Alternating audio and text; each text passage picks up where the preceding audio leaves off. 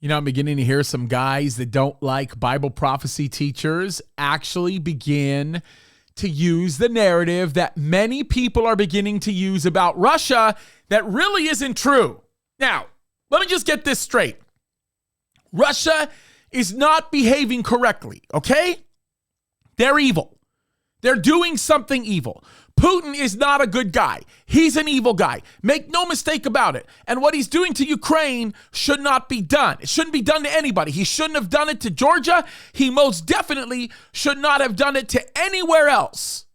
Shouldn't have done it to the southern border of Ukraine. Shouldn't have done it anywhere else.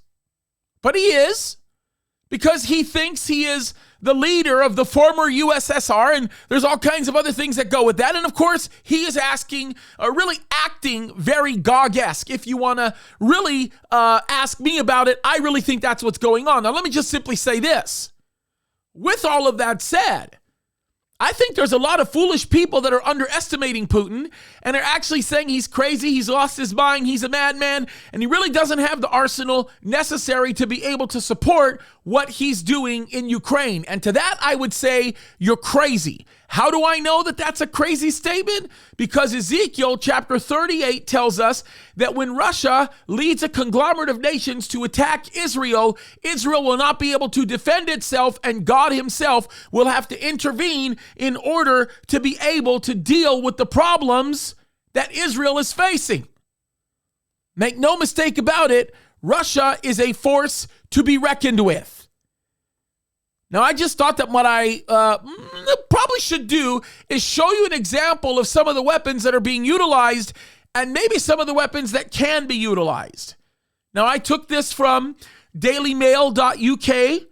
It's a very, very good illustration of what's going on. And let me just show this to you very, very quickly about what is going on with some of these weapons and where they've been used. You've got these heavy artillery tanks. They're shooting 203 caliber or millimeter missiles. They are destroying command posts, and they are seeing going towards Kiev. By the time you actually see this recording, by the way, they've probably already hit Kiev.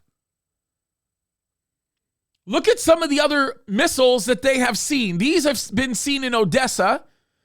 These caliber cruise missiles. They've got a 1,500-mile range. And the kind of damage they can do is unbelievable. Or what about these thermobaric bombs? These thermobaric bombs have been used all over the place in Kiev. And I can just tell you this right now. Actually, correction. It wasn't used in Kiev. It was used in Belgorod. And then look at some of the weapons that they have. They've got a stockpile of 4,447 nuclear warheads, 550 kiloton warheads that are capable of traveling 11,200 miles. They've got thermonuclear bombs that we've also talked about. Folks, Russia is a force to be reckoned with, and I'm not saying that because I want to put fear in people's hearts.